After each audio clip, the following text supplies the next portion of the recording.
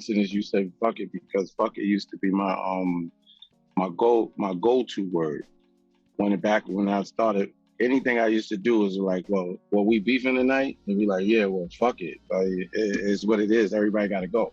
Like, you know what I'm saying? So, you know, fuck it was the word that actually you really don't want to say unless you're willing to go all out. We call it, my OGs call it, if you ready to, don't fight unless you know you're going to win or you ready to die. That's the fuck it shit. Right? Fuck it. Don't fight unless you know you're gonna win or you ready to die. Right? And so and you have to have that experience in your that killer instance in your businesses. So you do business or anything that you do. So my experiences was my street experience is by any means necessary. You know, I have situations where I have a guy, right? He stole something, and I had a meeting that night, right? And that night I'm in the street, so we hustling, and the guy say, "Yo, listen, this guy," and I'm in the music and doing the music business, right? So I'm doing 2 in 1. So I believe, like, if you're gonna break the rules, you better be doing the positive, negative at the same time. So I'm doing my music, and I'm doing my breaking the rules. So at the end of the day, I got these guys. We had an incident. Now I'm closer to my career closer in my career of actually exiting out of the game. I'm this close. So I had this situation where the crew we put together, they was like, well, listen, your man ran off with this, so we gonna run up in his crib, we're gonna handle the situation.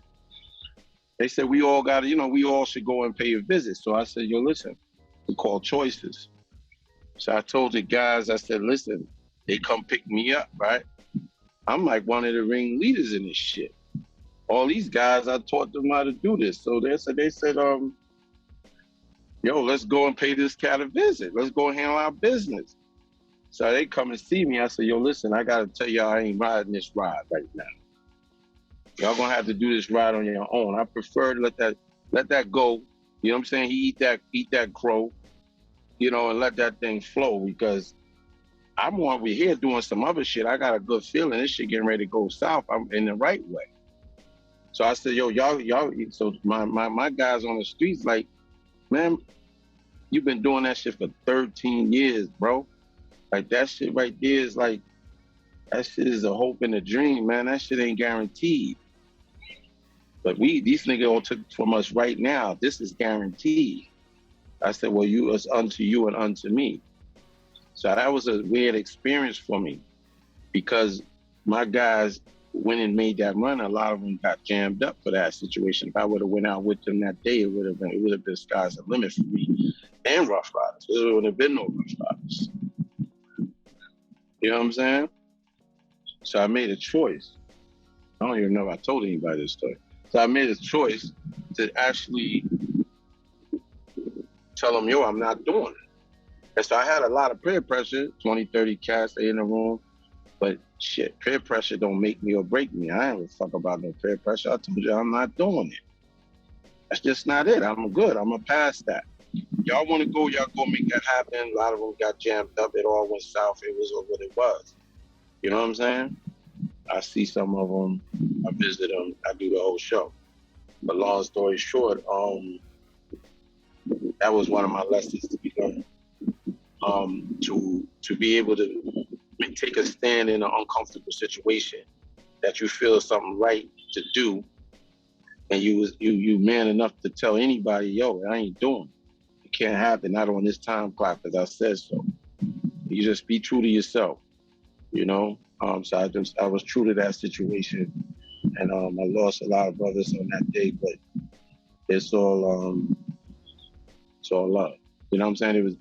I didn't go, and then Rough Ryders was brought, because now Right after that, a week or two later, I'm in a meeting with Def Jam, making the biggest deal of my life. Just because I had felt that within, not to do the other shit while the other cats did what they did, I would have never made that meeting. You see what I'm saying? So I call it an exit plan. So an exit plan is, if you're going to screw up, make sure you got an exit plan while you're doing it. All right? That's my quote for the day for that. Right? As far as the music industry, I got shook in the music industry lightly. Wasn't nothing major, but it was major. My brother got in a bike accident. He got jammed up. The music industry, he took a real big L. That's my other half, and doing the music and stuff like that with me, Swiss, and us. He engaged and and was mentoring me as my youth and everything. Is one of my older brothers, and then he got in a bike accident in the middle of our business flow, right? And we then hype it up our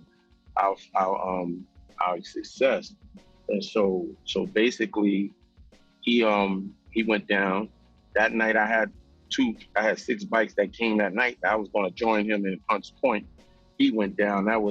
He went in a coma. He almost died. That was an epic moment. That was a wake up call. And then the industry went belly up. So at the same time, they downsized the industry. The music industry had got downsized from 15 to 20 major labels to 3 to 5 major labels. So they downsized, and then when they downsized, they streamlined the whole industry. So only a handful of people can really be part of the bigger picture. And then they launched the streaming situation. That's when they launched all the streaming stuff. And then all the major independent labels that was out, they kind of phased them out. You know what I'm saying? They went to fade to black. So we was good with it. We stayed steadfast and independent. We was the only record label to actually license our brand to the world. That's why we have Rough Ryder lifestyle members in every city all over the world. Because in our highlight of our career, it's 3 levels. It's the street level, is the industry level, and it's the mid level. And we made sure everybody on every tier was eating while we was eating, right? So there's nobody, if you know, ain't gonna license their brand to a bunch of hood niggas in every hood across the country to do bike shows, events, sell merchandise, do their thing.